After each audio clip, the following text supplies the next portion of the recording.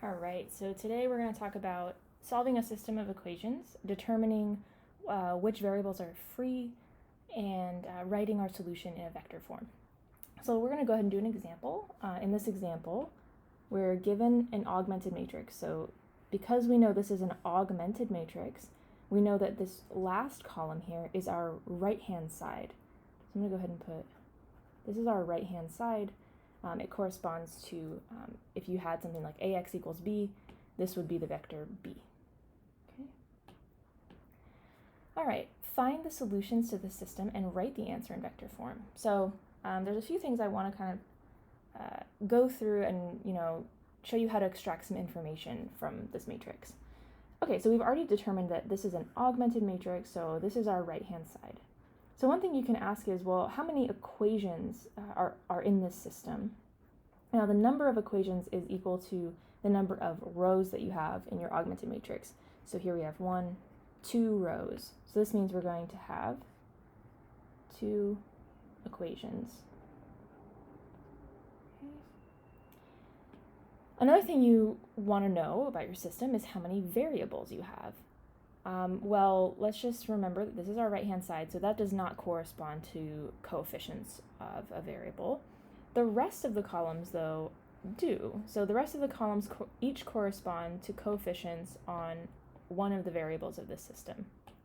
So we've got x1, x2, x3, and x4. So we have 4 variables.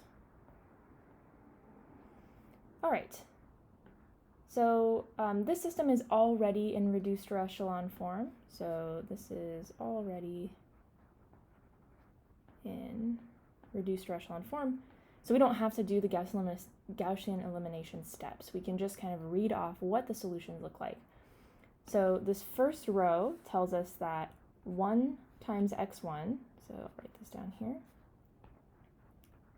x1 plus 0 times x2 plus 3 times x3 plus 5 times x4 equals 0. This other row down here tells us that 0 times x1 plus 1 times x2 plus 0 times x3 plus 2 times x4 equals 0.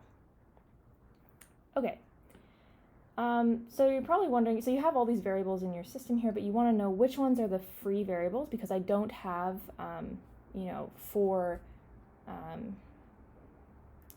I don't have 4 equations, so I can't determine, all 4 variables.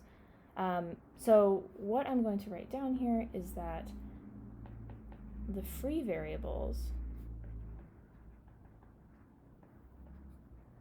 are the ones whose columns do not have a leading one when the augmented matrix is in reduced or echelon form. So first you have to get into reduced or echelon form, and then you can say this. So whichever variables don't have leading ones in their column are going to be our free variables. So let's take a look here. We have a leading one here. This is a leading one. So if we look in the first row, that's the first non-zero entry we see, and it's a 1. That's our first leading one. In the second row, the first non-zero entry we see here is this 1, and it's got zeros around it. It satisfies the properties of a leading one, so this is a leading one. So the 2 variables that do have leading ones in their columns are x1 and x2. x3 and x4 don't have leading ones in their columns. So this tells us that x3 and x4 are free. Okay, so what you want to do is solve your dependent variables, or solve these equations so that your dependent variables are written in terms of the free variables. The dependent variables are the ones that have leading ones. Okay, so we want this to say x1 equals something that depends on x3 and x4.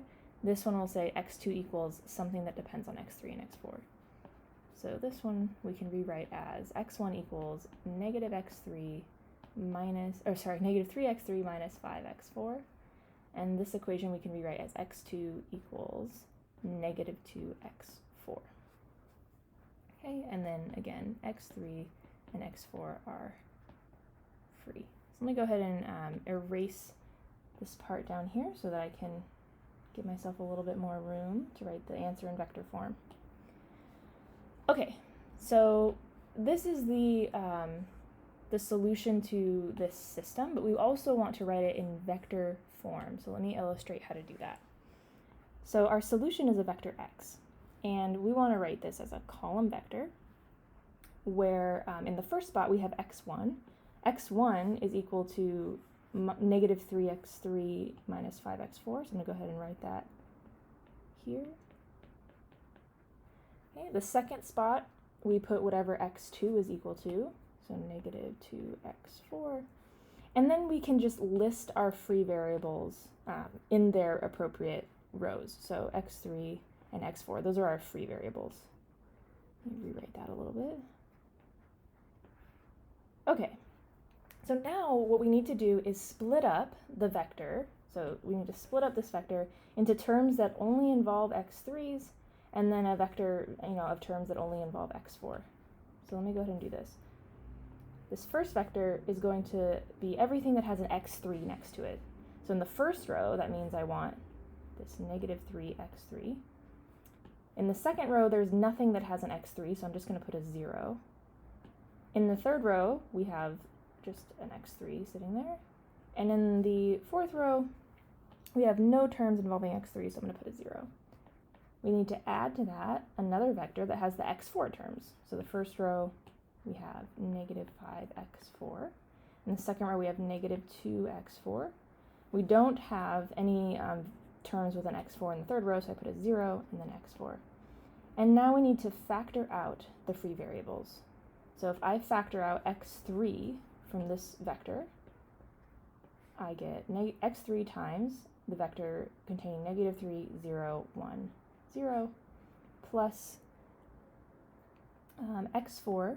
So now I'm factoring out x4 from the second vector, so I get x4 times the vector containing negative 5, negative 2, 0, 1.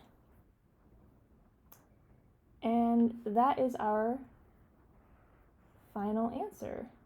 So we found all the solutions to this system, so this augmented matrix that's representing a system of linear equations, and we wrote our answer in vector form. So I hope this video was helpful. Let me know if you have more questions.